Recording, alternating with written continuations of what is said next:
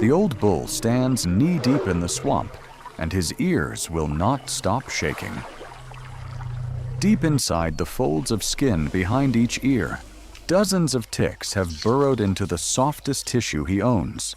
Swollen, gray, engorged with blood he cannot spare.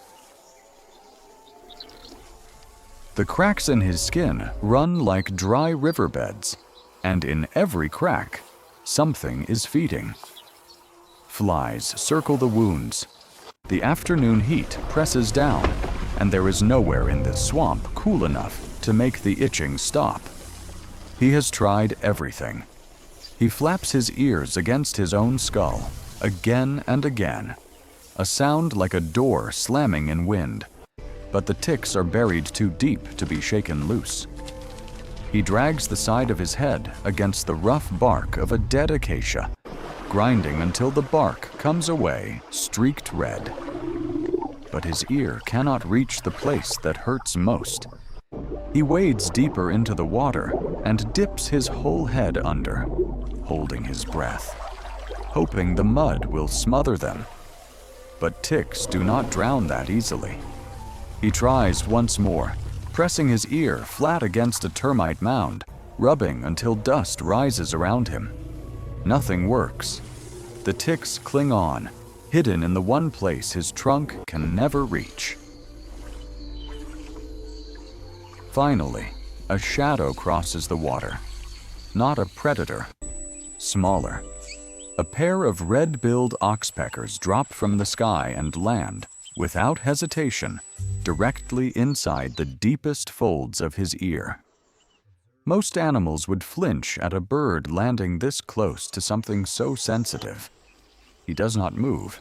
Few people know this. Oxpeckers do not simply peck at ticks sitting on the surface. Their claws are built to grip vertical, wrinkled skin, and their beaks are shaped to work sideways, prying into creases too narrow for almost anything else alive to enter.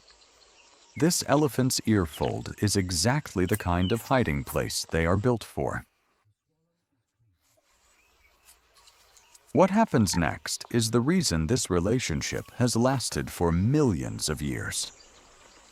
The first oxpecker works along the outer ridge, snipping ticks free one by one, swallowing each engorged body whole. A second bird lands on the same ear, choosing the deeper crease near the base, and begins its own line of work. Two different species cleaning at the same time, each covering ground the other cannot reach. Feathers brush against wrinkled gray skin. Small red beaks disappear into folds a human finger could barely fit into. Two different species, working the same wound at the same moment, neither getting in the other's way. The birds move with total confidence, hopping deeper, tilting their heads to reach the tightest pockets of skin, extracting tick after tick, until the swollen gray shapes stop appearing at all. It becomes, for a few minutes, a living carpet of movement across the surface of his ear. Feathers where there was only pain a moment ago. Slowly, the shaking stops.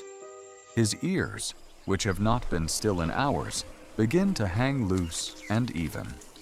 He stops grinding his head against the bark. He stops dipping into the mud. His eyes, half closed against the glare of the swamp, begin to drift shut completely. For the first time since morning, nothing is crawling inside his skin. For the elephant, this is the difference between infection and survival. Ticks left unchecked can weaken even an animal this size, opening wounds to disease and skin that has to last him 60 years. For the oxpecker, this is not charity, but appetite. A reliable meal delivered by a creature too large to fight off every bird that lands. For the swamp itself, this small partnership is one thread in a much larger web, where nothing survives entirely, and every scar tells the story of some other creature's health. In a place built on hunger and heat, and things that bite in the dark help still rise.